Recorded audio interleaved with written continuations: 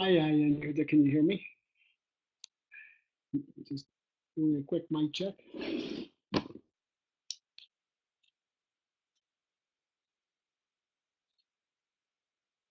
Great. Thanks for checking in. Thanks for joining us. Thanks for joining me. Well, Hashem, thank you, Hashem, for giving me another opportunity to give a shir on Likutey Halachot. I'd like to start out with thanking Hashem and dedicating tonight's shir on behalf of myself and my wife in honor of a new grandson that we had the zechus of welcoming into the world not that long ago, a couple of weeks ago, and his name is Avadia Shlomo, and in the zechus of our learning and his wonderful parents, especially his grandparents, he should be zocheh to become a Almidos and Torah, and zocheh to Torah and Chuppah Masim Torah. Hashem. Thanks, Yehuda. So we've got a very interesting shir tonight. Tonight we're doing kind of like a makeup from last week, which I wasn't able to attend because I was sick. But last time we were discussing the concepts of that Hashem's light coming down as an or pashut. It's undifferentiated. Basically, it comes down, and it's up to us at that point how we use it, what use we make of it.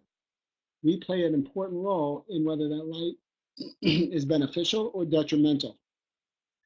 And we're going to see tonight several very different applications of this concept.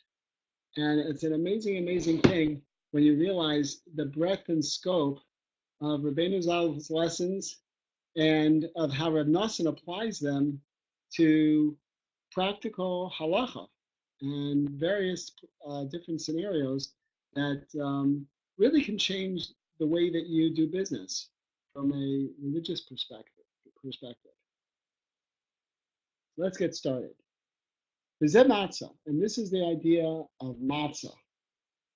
So this is Hilchos Pesach, but it really has very, very broad application and relevance to all year round, and as we're going to see tonight, several other areas that have nothing to do with Pesach per se. But still, the fundamental basis of what we're learning from is moored, it's anchored in Pesach. So Reb Noson says, "V'zeh matzah." This is the idea of matzah. Shu b'chinas or gadol ma'or, shemamaharim le'afos miyam. It's a very, very big light that you quickly hurry up to bake it immediately. So as we all know, when you make matzah, you put the flour and the water together, and you don't wait around for it to rise. Right away, you roll it out, and you put it into the oven, thereby stopping the chimutz process, the leavening process. Why is this important? Why is this important, especially from the perspective that we've been learning about in this lesson?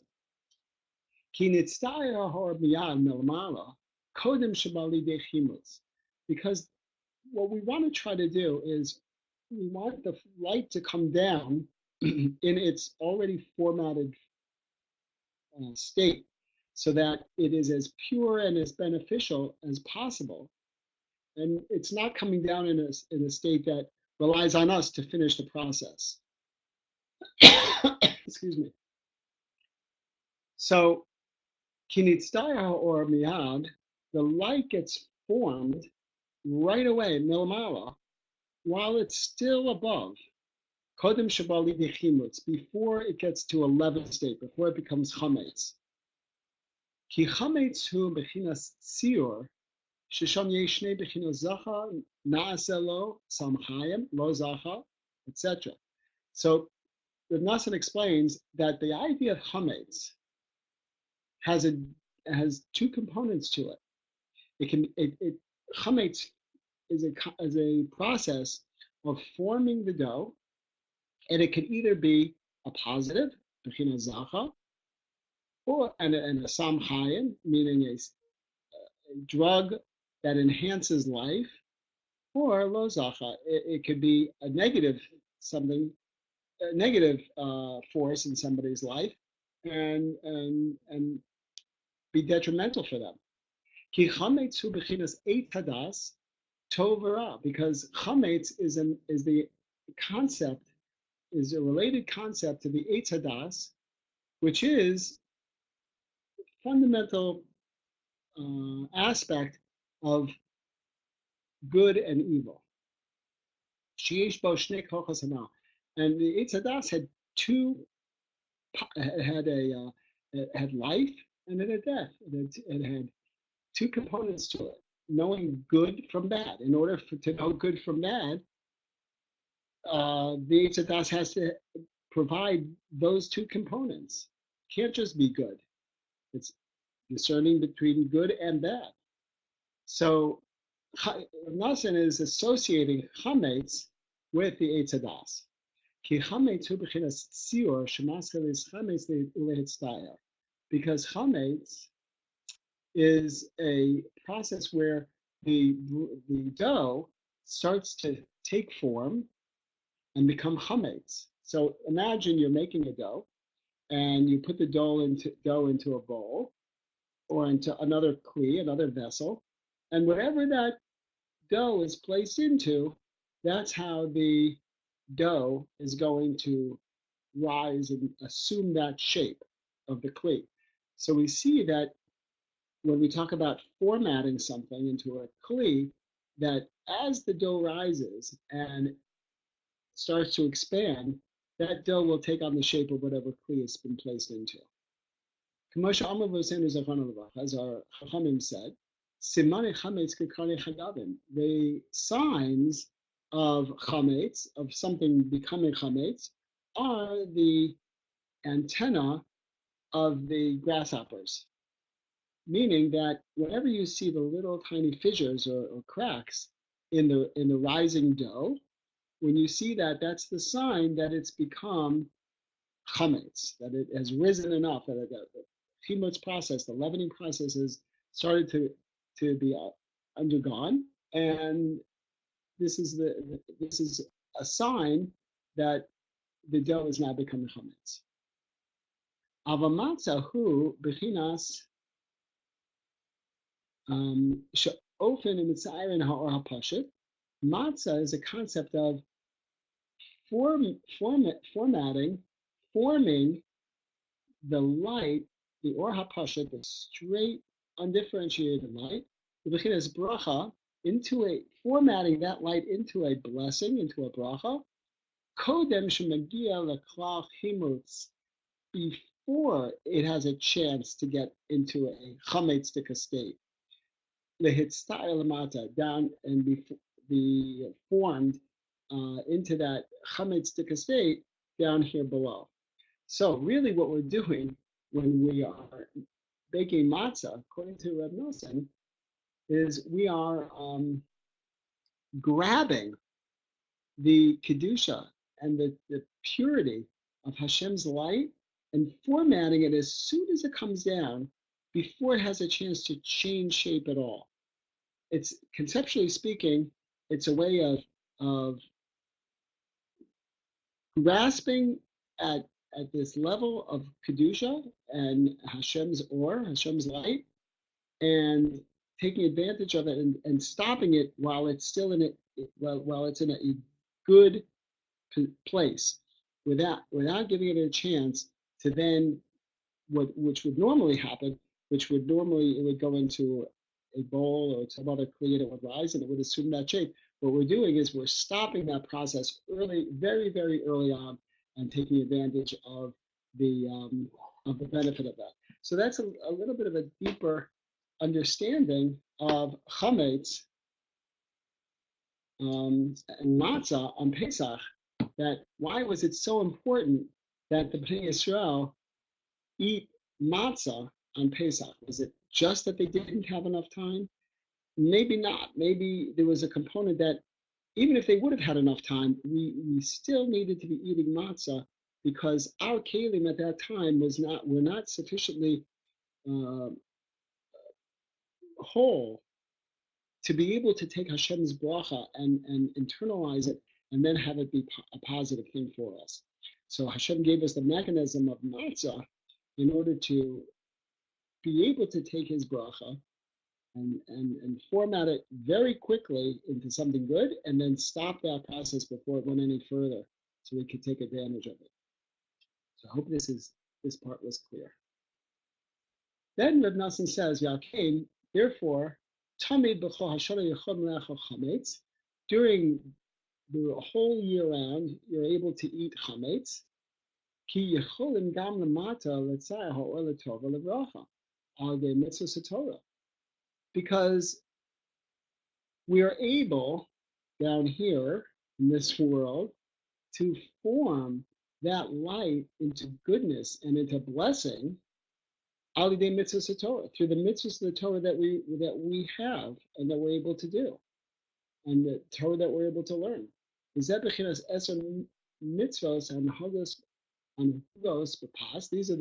10 mitzvahs that are related to bread, or the different mitzvahs of trumos and maestros, etc. All of these mitzvahs are designed in order to take something which has the potential to go one way or the other and to channel it and harness the potential into the form of a bracha.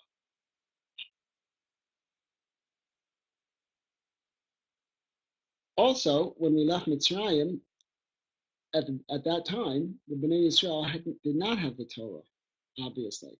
We were headed straight for Har Sinai. We're going to discuss that a little bit more later. But at the time that we left Mitzrayim, we did not have at our disposal the Torah and mitzvahs in order to ensure that if we were to eat chametz at that moment, that it would be beneficial for us. Again, chametz being symbolized by the potential of something to grow into the cleave into which it's placed. So unless the kingdom that chametz, that dough is being placed into, is an appropriate and whole vessel, then any rising on the part of the dough will get ruined. It'll take on a misshapen state. During the year, especially after Har Sinai, Klal Yisrael were given Torah mitzvos, and it's the Torah mitzvos that we're able to do, especially when it comes to making bread, making matzah, etc. That we do these mitzvos, that ensures that the bracha that we get from this item is able to be a pure source of bracha and benefit. Because eating, says Reb Noson, is a concept of shefa. So shefa is a flow, an influx of either gashmias or ruchnias, either physical or spiritual, from Hashem. Bechinas mochen, and it's correlated to the mochen. The mochen is a person's mind. It's the highest level of the spheros. Chachma and Bina are referred to as the mochen. It's a way that we relate to Hashem in the highest form, is with our minds, our hearts, and the act of eating is correlated very strongly to these things. Kamula, as it's brought, Zebechinas Matnas Kahuna. This is the concept of the Matnas Kahuna, the priestly gifts. So we have to give a farmer, after he harvests, he has to leave some over for the poor. He's also got to give Trumas and Maestros when he brings in the harvest. So there's lots of different mitzvahs, but especially those mitzvahs that relate to Kohanim, because we were discussing the really special role that Kohanim play with regard to grasping this light of Hashem and bringing it down to us and making it accessible to us. That was something we discussed before. So we're going to focus here a little bit more strongly. Yes, there's many mitzvahs that go into making bread, and all of these things. But we're going to focus most strongly on the role of the Kohanim and giving Trumas and Maasros to the Kohanim. Because you need to give Truma to the Kohen in order to remove the grain from klala, from curse. Because initially the ground was cursed because of the sin of Adam Harishon. So generally, I mean, broadly speaking, the ground is not in an initial, at least vis-a-vis our interaction, it's not in a very wonderful state at that moment. It's been, in a big way, it's been cursed, and we are now harvesting that which grows from the ground, and we want the thing that we're harvesting, the grains, we want those grains to be levracha, for a benefit and for a blessing. We don't want it to reflect where it came from, which was the ground, which was in a cursed state as a result of the hate of Adam Harishon. Kamosha Kasav, Arura Hadama, the ground will be cursed. Cain, Srichen Miten Trumas Truma LaKohen. Therefore, we need to give Truma to the Kohen. Ki HaKohen Yochel LaHamshech HaHor HaPashut Haba Me'amala. Because the Kohen is in a position to draw down the Or HaPashut, that straight light, that undifferentiated, the purest form of Hashem's light that comes from above. Shu Bechinas Kamitz V'Sasim.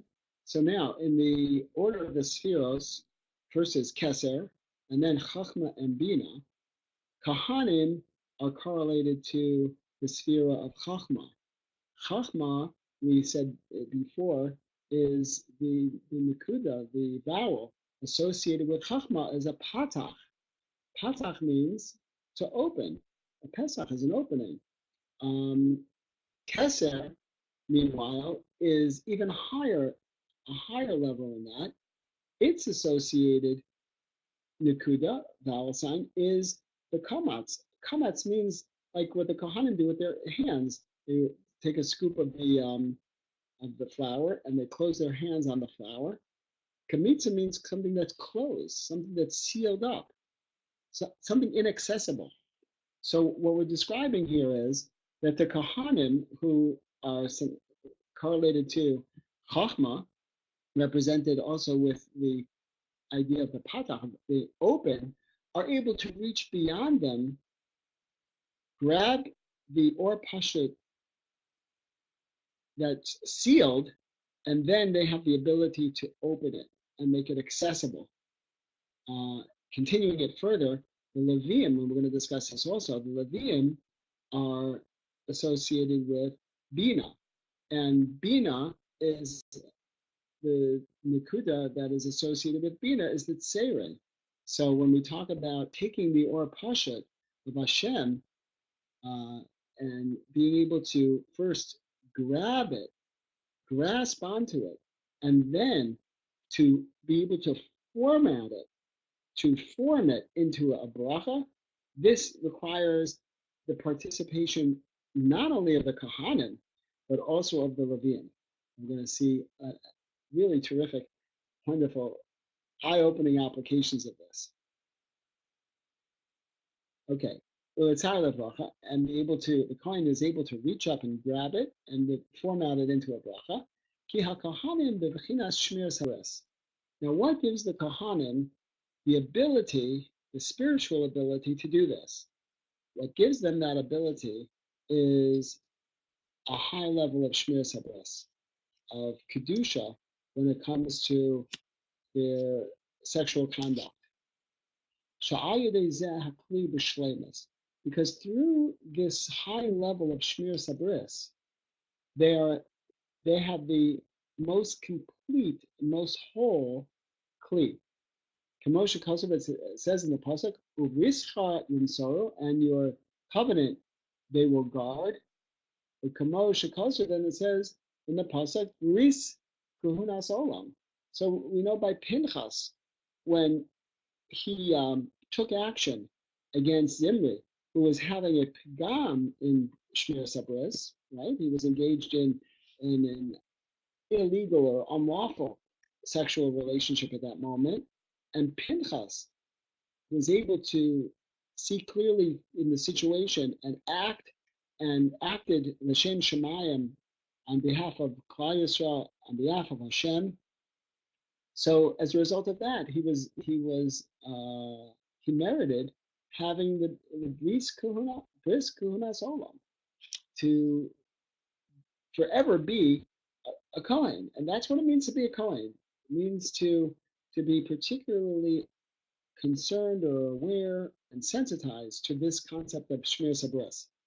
V'zeh b'chinas birchas kohanim eitzel sim shalom, and this is why we say the birchas kohanim right by sim shalom. So in the Shmona Esrei and Chazor Seshatz, towards the end of the Chazor Seshatz, Shmona Esrei, a repetition, we say birchas kohanim, and then we say sim shalom. Why? Ki hakohanim she'em b'chinas v'kamas hakohen, because kohanim who have access to this realm of sealed and closed, right? Kohanim who have access to this realm, so they can access it, right? Hem mamshichen ha'or haba mermala, they can draw down that light from above. Shukamis v'sasim, that is closed and sealed.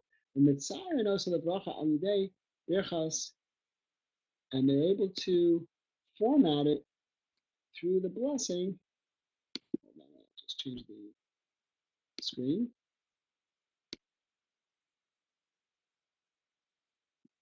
Birchas Kohanim, through the blessing of the Kohanim.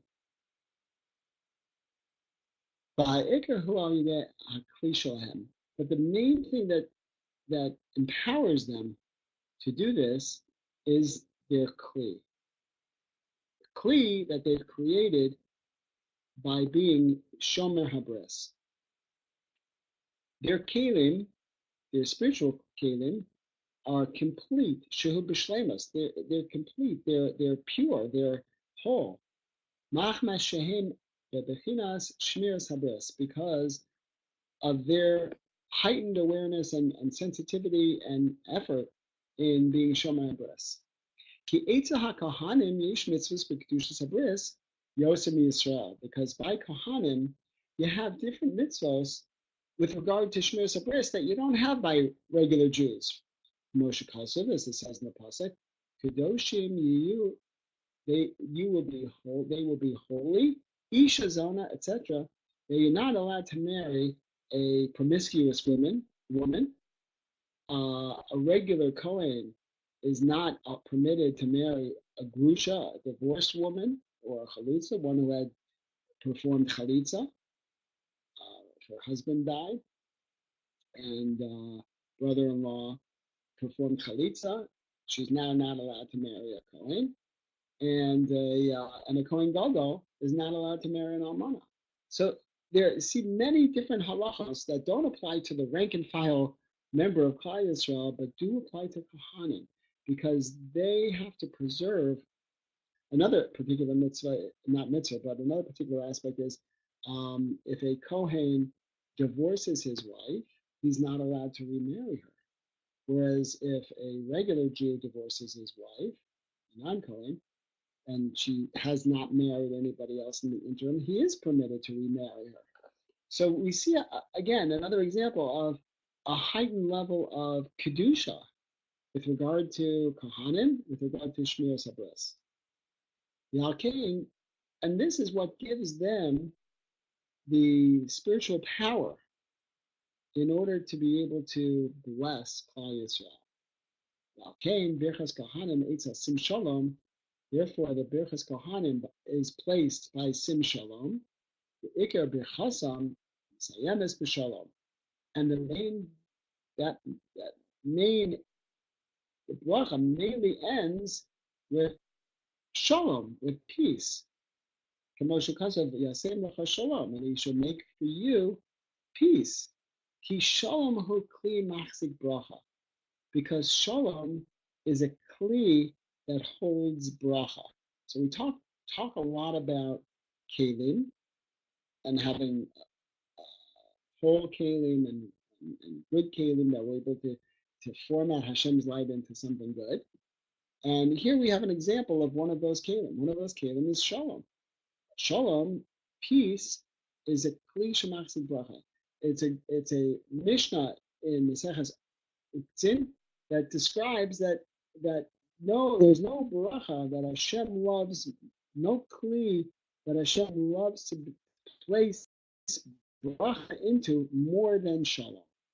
K'moshe Amar Zechona Lebracha, Lo Matzah Kadosh Baruch Hu Kli Machzik Bracha Yisrael. Hashem has prefers no kli to hold his bracha for Klal Yisrael ela hashalom, except for peace. Peace is the ultimate kli for receiving Hashem's bracha.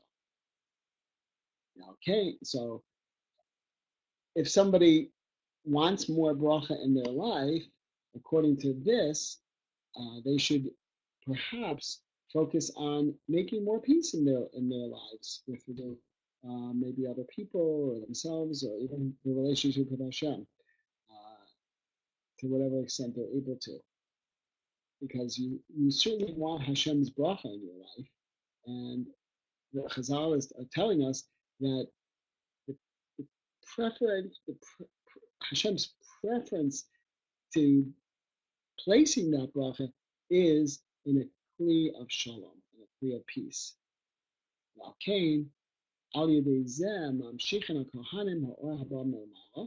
Through these mechanisms, the Kohanim are able to draw down the light from above, which is closed and sealed. In the context of that the Kohanim do the kamitza, they do with their hands, so that demonstrates that they have access to this idea of the kamatz, of the sealed realm. They can draw down the light, and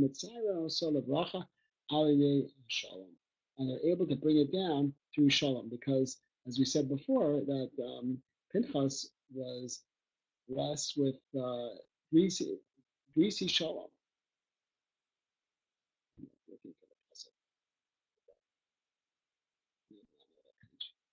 But that's Pinchas, through his efforts, was able to assuage Hashem's anger at Klal Yisrael and rectify the situation and brought about peace. As a result of that, Pinchas and Kohanim were endowed with the aspect of bracha and of shalom. Okay. And therefore, through this, the Kohanim are able to draw down light from above, that's closed and sealed, like I described. They can draw down this light and format it into a bracha through peace, which is the idea of the kli in its most full sense, as we talked about above. Because shalom is an aspect of shmiras habris, as brisi shalom. Here it is again. That because Pinchas was zealous in shmiras habris, he merited to be zocha to shalom.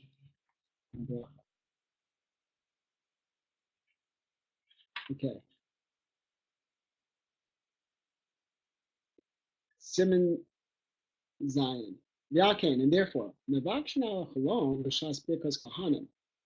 Yantiv, when we do Birchas Kohanim, everyone knows, or most people know, that while the Kohanim are singing the last part, they're humming, they're singing, there's a tefillah that some people say at that point, and it has to do with chalomos, it has to do with dreams.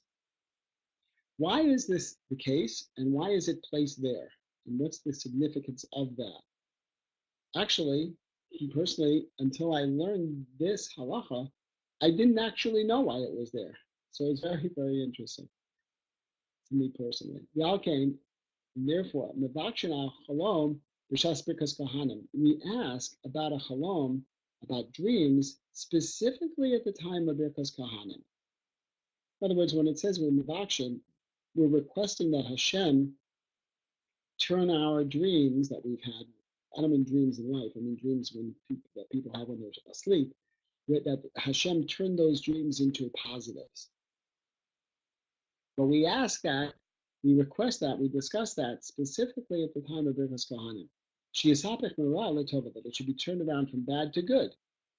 Ki kol hachalomos holchem achar hapeh, because all dreams follow the peh, the mouth. Meaning, dreams are interpreted, are actualized, that's a better word. Dreams are actualized according to their interpretation. The peh, the mouth. Ki hachalom hu shemarin lo shiyored alav eiz davar l'tova or lehafa chas v'shalom, because a dream is indicating to the person that something, he's being shown something that is coming down his way that will either be good or, God forbid, the opposite.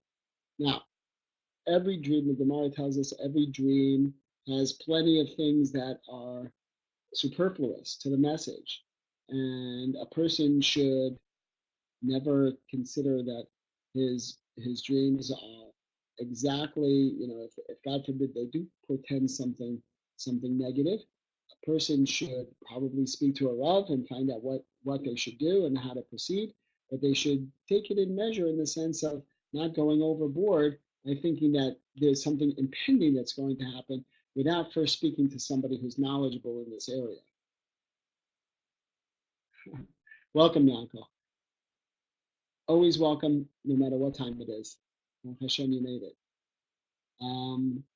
And so we're talking now, Yanko, about when we daven, when we're doing on Yantiv, especially when we're doing Chazor Sashatz and we're doing Birkas Kohanim, that there's a special tefillah that we say there while the Kohanim are humming their tune that has to do with our dreams, and the dreams should be the Tova and not, God forbid, the opposite.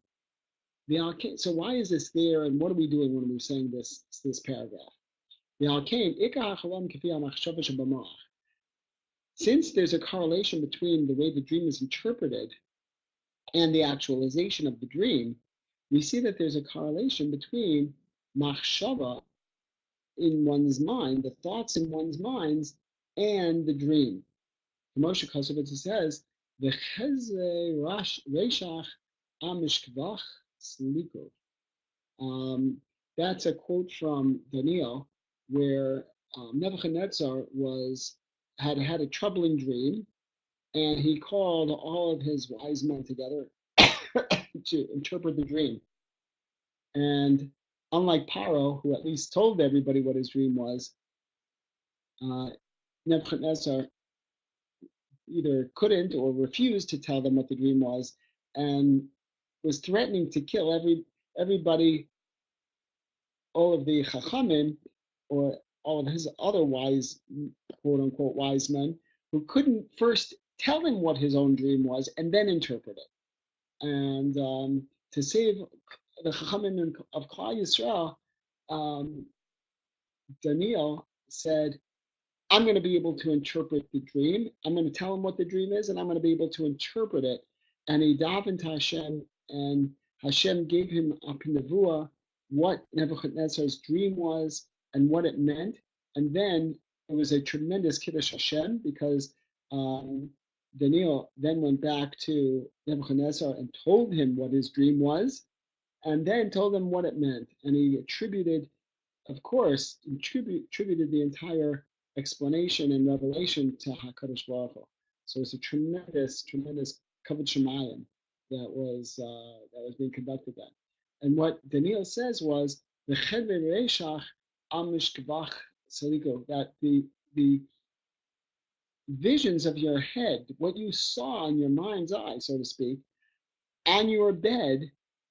And then he goes on and he starts describing the dream. So basically, what we're showing by this pasuk, what Reb Noson is showing by this pasuk, is that the essence of the dream will be actualized by the interpretation that's applied to it, by the thought process and the peh that's applied to it. We're going to see also the idea of another type of kli is going to be one's related to this as well. The idea that another kli is one's mouth, the peh, and in order to have access to Hashem's brachos and be able to take what He does give us and form that into a positive and a bracha, we need appropriate kelim, and our mouths and the way we speak are vital components of this process as well. And I was thinking when I was learning this a lot about Chafetz Chaim and his emphasis on Shmiras Halashon, and and I think sometimes people are a little bit, some people may be a little bit lax or uninspired to really learn the laws of Lashon Hara and then work hard. It's not easy, but to work hard at doing their best to implement them. And when you learn something like this, and you understand that there's a direct correlation between the brachos that you get in your life and what comes out of your mouth, that's a very, very powerful mechanism. It's a very powerful tool to say, okay, wait a second. You mean maybe Hashem is sending this guy the bracha, and because he's not watching his mouth, it's not turning out that the way that Hashem would otherwise intend for it to, quote unquote, intend for it to happen for that person. Or maybe Hashem holds off on sending the bracha to that person because he says, well, if I send it and the guy is speaking the way he's speaking, then it won't be a benefit for that person. It'll be a negative because he doesn't have appropriate kelim to hold the bracha. So I've been thinking a lot about this after learning this halacha, about implementing and being aware of Shmiras Halashon to the very best of my ability. And there's been many times where, because of this, I've been able to, thank God, stop myself and not say something that would otherwise be perhaps Lashon Hara or some other form of negative or detrimental speech. So really, we should try to internalize these messages and the correlations that they're creating for us. So through the tikkun, through repairing, fixing his thoughts in his mind, his kelim, then the light is going to be able to come down for him for good. As we said above. And this is what's going on when they're showing him, meaning the spiritual realm, Hashem, is showing him in his dream.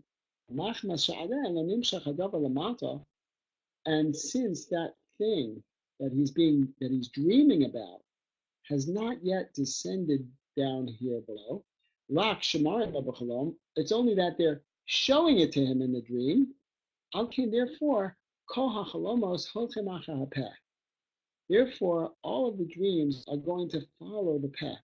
What does this mean? It means that nothing has happened yet. Hashem is sending the person a message that this thing, in some form or another, may happen to this person, or some aspect of this dream is going to hold sway in this person's life. But it hasn't happened yet. So again, it's like the matzah that we bake before it has a chance to turn into chametz and take the form negative. We stop that process when it's still in the form of a positive. Similarly, what we're doing here with the dreams is it hasn't yet taken form in this world. You just have the heads up that something is coming. And now it's up to you to say, okay, before it actually here, I can intercede and I can make sure that that dream will come about in a positive way. And the way that that happens is through the peh, through the mouth. Ki ikar hakli nigma al yedei hapeh, because the main essence of the kli is finished, is made complete through the peh. Shisham esgalas hamochen v'chinas mipiv da'asu tzvuna, because it's that through the revelation of the mind of your the highest level of a person, makes somebody a human being. The spiritual aspect is their mind, is the mochen.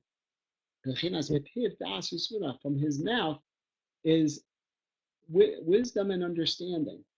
So basically, you see a correlation in this pasuk between das, which is the mochen, and piv, which is the mouth. And as a result of that, when a person becomes aware through a dream that something is coming his way, he has now access to information before it has a chance to come into this world. And if he uses his mouth effectively, then he can apply a positive aspect to those dreams. There is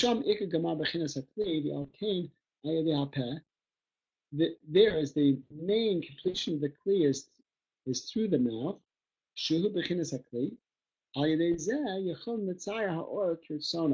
And through this, he'll be able to format that light as he wishes, either for the good or for the bad. That's why it's important, the Gemara talks about this, it's important to make sure that a person doesn't say self-damaging, damaging, negative things about themselves, because the mouth has a tremendous power. So especially when I have to refer to something that's a negative, I'll often do it, or I'll try to always do it, in the third person, talking about some other person. Therefore, all dreams go after the mouth, go after the interpretation, because the mouth reveals what's going on in the person's mind. When a person speaks, it demonstrates what's in their mochen, what's in their mind. So when a person has a dream and they express with their mouth the way they want their dream to go, in other words, they want it to be beneficial, obviously, and they express that with their mouth, they're demonstrating what's in their mochen, and they're reaching up to a very high level in order to format that dream so that when it comes in some way to fruition in reality, it will be beneficial. I know this is somewhat abstract. I'm hoping that it's clear. Therefore,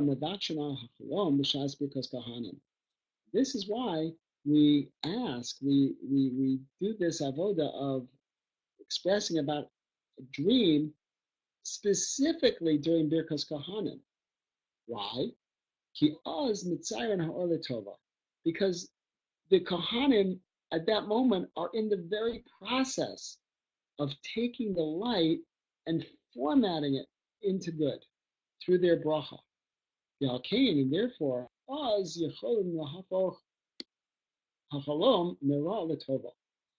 it's specifically there, while all those gates of opportunity are open, that we're able to take that dream and turn it around from a negative dream to a positive dream. Through the Kohanim that are at that moment giving their bracha. Never before till I learned this halacha did I know that all of this spiritual work was going on at the time of Birkas Kohanim. It's really unbelievable. And they're drawing down the light from above, and they're formatting it, they're formulating it for good and for bracha. Tikna kli, through the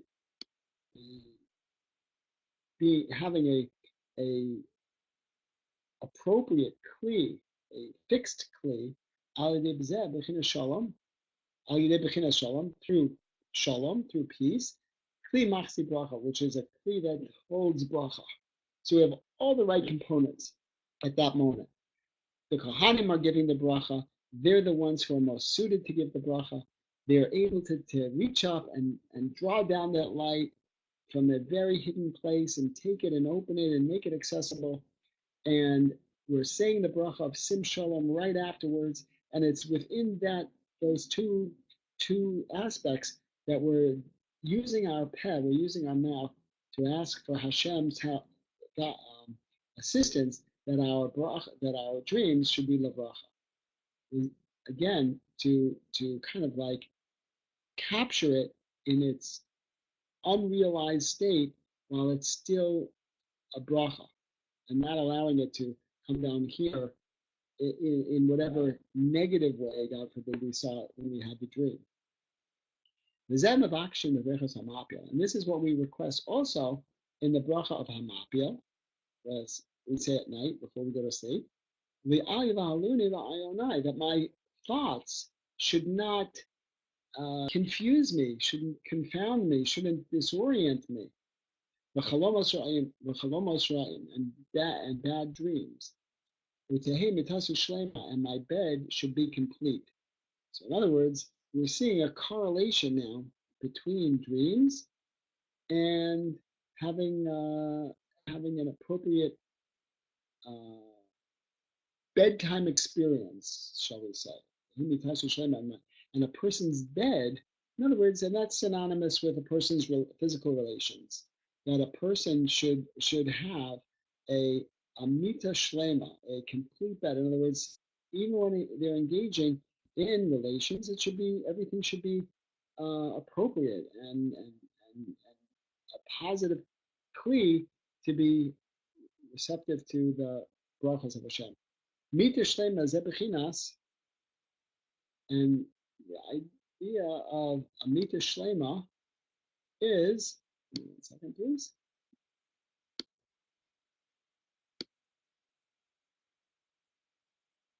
is a concept of Tikkun Bris, that Amita Shlema, when somebody is able to conduct their physical moments of intimacy in appropriate ways and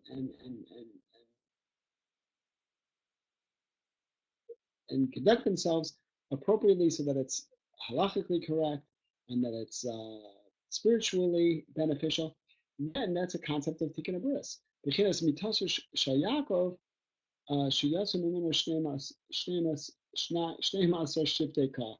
This is the mita, the bed of Yaakov, from which emerged the 12 shiftei ka. We said before that one of the main powers of saying Shema Baruch Shem is that it invokes, it conjures up the notions and the spiritual power of Yaakov and the Shvatim. And we said that there were 12 words representative of the 12 Shvatim. There were 49 letters representative of the names of the 12 Shvatim spelled out. And we also said that there were the Yam Shel Shlomo, the Mikvah of Shlomo HaMelech, which represents Kedusha and Tahara, which is what the Kohanim would bathe in the Beis Mikdash, was supported by 12 oxen, demonstrating the 12 Shiftei Ka, the 12 tribes of Klal Yisrael. And this all came from the Mita of Yaakov. This all came from a high level on Yaakov's part of Shmir Sabris. And Shem Bechinas Mita Shlema. It was a Mita Shlema, a complete bed. Kamuba Beferish Rashi is explained by Rashi. Shnei Maser Shvatim in Bechinas Tikkun Bris. That the Shnei Maser Shvatim, the 12 tribes, is the embodiment of Shmir Sabris. It's a major focus. Muva B'may Mahana, like we explained above. The Ayadei Zeh Hakli B'Shlemus. And through this, there was Yaakov's kli was b'shleimus, it was complete. Yaz hachalomos miyushavim kanal, and that's why the the dreams will be settled down, because again we're saying that your mita should be complete. That's when you have the dreams, is when you're in bed and you're sleeping. So if you conduct yourself with shmir sabras and with purity, and you have dreams, God willing, they should be positive dreams. But even if a person does have a foreboding dream, a negative dream, and they have the mechanism to ask Hashem during Birkas Kahanim to turn that dream around for a positive. This is they're all of these concepts are so wonderfully interrelated to each other. It's quite unbelievable. And that my thoughts should not confuse me, and I shouldn't have bad dreams. My bed should be complete. So that's the correlation between Yaakov and the Shvatim and the bed and the dreams and Birkas Kahanim.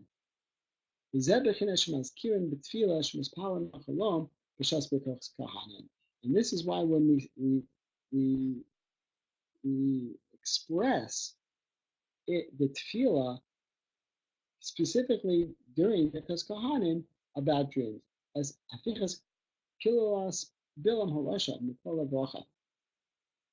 If you take a look at the nusach of that paragraph that we say it's in the Sifra of the Machzor during Birkas Kahanim, you'll see that it also references Bilam. Bilam, we mentioned before, was the epitome of someone who was on such a base level that he wanted to take Hashem's light and put it into his body, into his own self, and ruin it so that he could then, God forbid, come and curse the Klal Yisrael. So when we are saying this tefillah during Birkas Kahanim, we are expressing that the likes of Bilam should not be successful. But it's interesting to note, someone could have read that paragraph before and not understood the connection between Bilam and all of the concepts that we've been mentioning. But now it fits together so wonderfully. Because this is the idea of doing a tikkun chalom, meaning fixing a dream, in order that the light should be formatted to a bracha. So in other words, when somebody has a dream and it's a negative dream, that's not the end of the story. That's actually the beginning of the story. Because now that the person has a heads up that something is brewing, so to speak, he needs to take the next step, ask Hashem, daven to Hashem, that he should be zocheh to a good management of that dream. And this is what some pasuk that we quoted before, that Bilam said to Balak, I went to get Baruch, I went to get an undifferentiated light that he said he could ruin and turn into a negative and wreak damage and, God forbid, on Klal Yisrael. But that's not what he wound up getting. He wound up getting a formatted light, which he could not do anything with, except deliver. And he really did a good job delivering it, that's for sure. Not overall like Yaakov, he gave them quite a bracha, say, even till today, part of our Nusach Tefillah. So Baruch Hashem. So we're going to hold off over here for tonight. And I want to thank everyone for joining us this evening. I'm sorry I couldn't make it last week. I hope that didn't lead to too much confusion. And God willing, next week we'll be up to our regularly scheduled time. Good Shabbos, everyone. Good Shabbos, Uncle.